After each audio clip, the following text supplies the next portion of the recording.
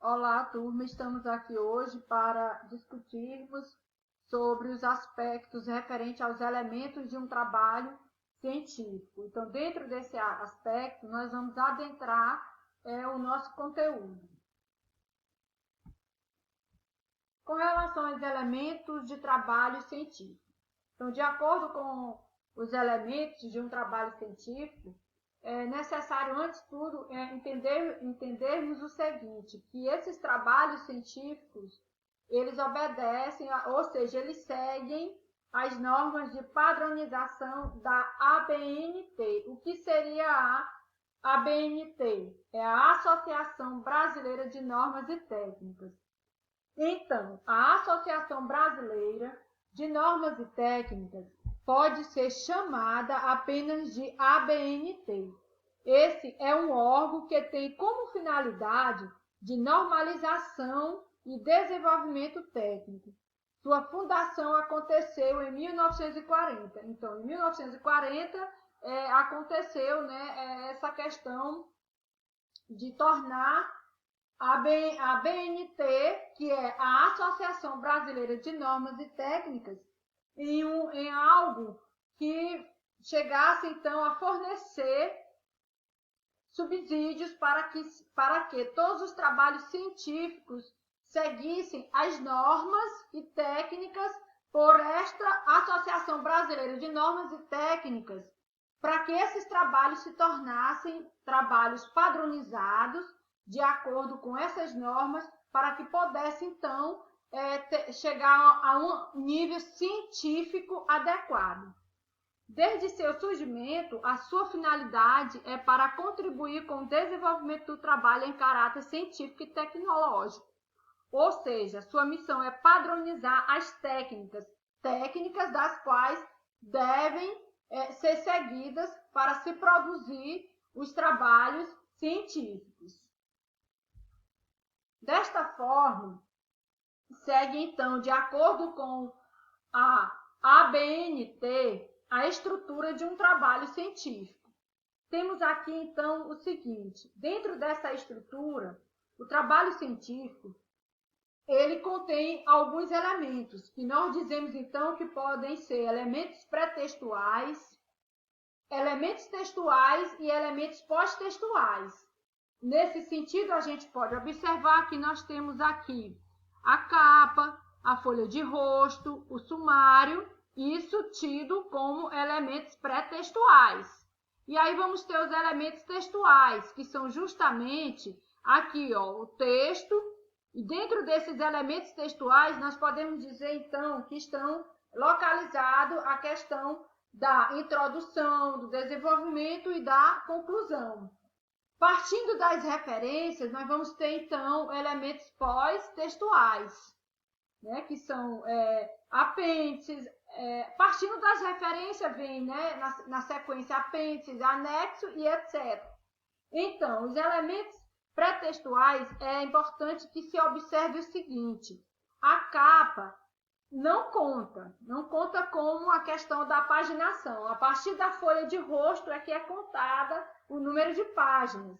Porém, da folha de rosto até o sumário, a gente conta, por exemplo, da folha de rosto até o sumário, chega 9 páginas. A introdução, então, seria o quê? 10 páginas. E você já começa a enumerar a partir da introdução até a última página. O sumário, por exemplo, ficaria, né, a página 9, mas não, até aí não se enumera a introdução 10, tanto 10 a partir da contagem da folha de rosto, como também você já começa a enumerar a partir da introdução.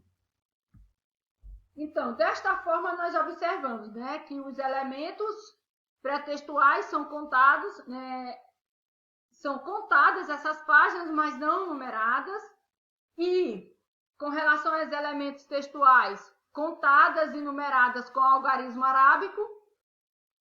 Então, aqui a gente vê, de forma resumida, uma estrutura de um trabalho de acordo com normas e técnicas da ABNT. Assim sendo, a estrutura é feita mediante as regras estabelecidas pela ABNT, sendo que essas são compostas por textuais, pré-textuais e pós-textuais. Esses elementos podem ser encontrados da seguinte maneira, que iremos ver a partir de agora. Então, com relação aos elementos pré-textuais, nós temos o seguinte. Dentro desse aspecto, nós vamos ter os elementos pré-textuais obrigatórios e também os opcionais, a saber, a capa obrigatório, folha de rosto obrigatório, dedicatória opcional, agradecimentos opcional, epígrafe também opcional, resumo obrigatório, abstract opcional, lista, que são ilustrações, tabelas, abreviaturas, símbolos, sigla, é também opcional, e o sumário, que é obrigatório. Assim chegamos então aos elementos pré-textuais ainda, né? Agora de maneira mais definitiva aqui. Então, esses elementos pré-textuais é toda a introdução feita no trabalho ou na monografia, dando uma aparência antes do conteúdo do trabalho. Essa estrutura deverá ser composta por capa, folha de rosto, folha de aprovação, dedicatória, agradecimentos, epígrafe, língua estrangeira e o sumário. A capa é o primeiro elemento identificador do trabalho científico.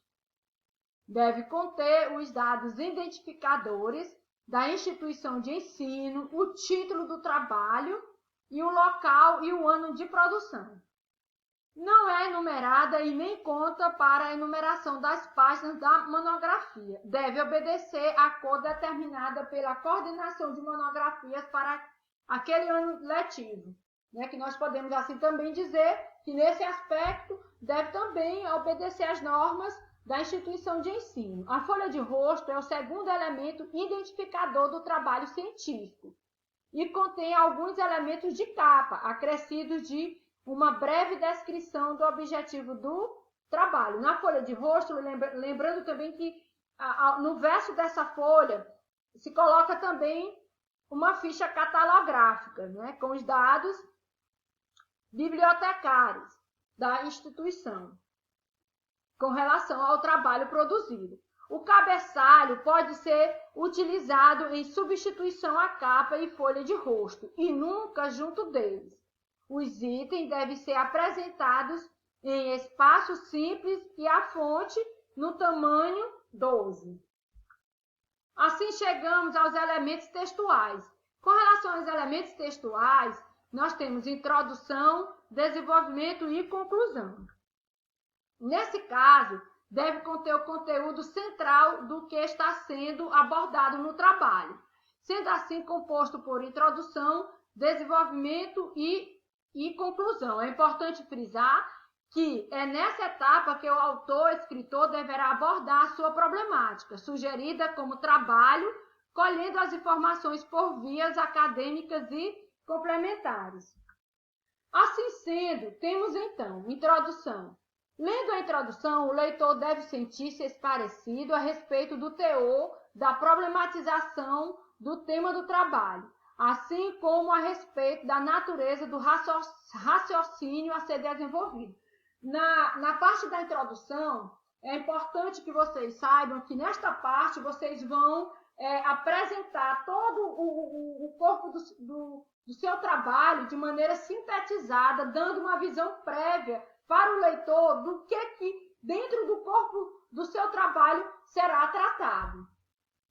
O desenvolvimento, perfil ideal para o tema do trabalho, ambiente ideal de trabalho, e esse perfil ele tem que estar voltado para os objetivos da pesquisa e da metodologia. O desenvolvimento do conteúdo obedece à organização em introdução, desenvolvimento e conclusão, observando requisitos como gradualidade, a coesão, a coerência e a unidade. Então, o desenvolvimento desse conteúdo ele tem que ser colocado de maneira gradativa, numa sequência lógica, de forma coesa, aonde os pensamentos lógicos eles sejam voltados justamente para a questão da coerência dentro da unidade textual. Assim, chegamos então à parte da conclusão. É a última fase do planejamento e organização do projeto de pesquisa. No caso ao qual explica os resultados finais considerados relevantes. Em termos formais, é uma exposição factual sobre o que foi investigado, analisado e interpretado. Sem a conclusão, o trabalho não está terminado. A introdução e a conclusão de qualquer trabalho científico, via de regra, são as últimas partes a serem redigidas. Geralmente, a pessoa, quando está produzindo o seu trabalho científico, ele quer começar a partir da introdução, quando, na verdade, tanto a parte da introdução como da conclusão são as partes a serem redigidas por último. Você começa, então, a fazer a seleção de livros, de artigos, para que você possa, então, estar produzindo a fundamentação teórica. Depois você vai partir para a questão da parte da metodologia, né, do seu trabalho. Aí você vem para a introdução e, por fim, a conclusão. Depois da parte da fundamentação teórica e da produção, no caso, da parte metodológica, você se volta para a introdução, porque aí, tendo essas duas partes anteriores já feitas, você já pode traçar um perfil do que está sendo colocado no corpo do seu trabalho para ser apresentado de forma sintética aqui na introdução. Que quando o leitor lê esta introdução, que é a parte para o leitor inicial, com relação aos elementos textuais, ele já vai ter uma visão geral do que vai ser tratado no corpo do seu trabalho. E com relação à questão da conclusão, é importante frisar isso. Sem a conclusão, o trabalho não será terminado. Então, todo o trabalho científico tem que ter essa parte, né, que está dentro dos elementos textuais, voltado para a conclusão. Importante saber isso aí, né? Além de outros aspectos, mas esses aqui são os aspectos mais relevantes a serem tratados aqui na questão da conclusão. Assim, nós temos os elementos pós-textuais, que são as referências, anexos, apêndices. É importante também falar um pouquinho sobre a questão do apêndice e anexos. Então, a diferença que há entre esses dois elementos pré-textuais é o seguinte: a diferença crucial entre anexo e apêndice é que o anexo é um texto ou documento não elaborado pelo autor do trabalho. Já o apêndice é uma maneira de provar que os entrevistados para o seu trabalho autorizam o uso da fala ou alguma imagem. São exatamente, no apêndice vocês vão colocar aquelas produções por vocês mesmos que são autores, ou seja, ou que são autor do seu trabalho, são suas produções. Vocês podem estar colocando no apêndice, por exemplo, uma entrevista, um questionário, né, que vocês utilizaram para a entrevista. É produção do próprio autor, e o anexo são produção de outros.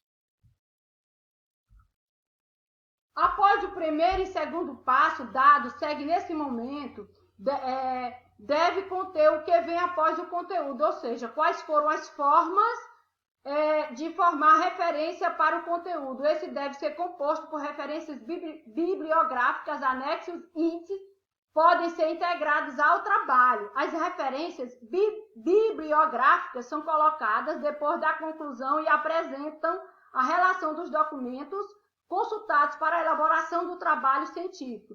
São listadas as obras citadas no corpo do texto e obras consultadas como apoio. Aqui encerramos este conteúdo. Espero que o mesmo esteja sendo colocado de maneira compreensível para vocês. Até a próxima aula. Um forte abraço.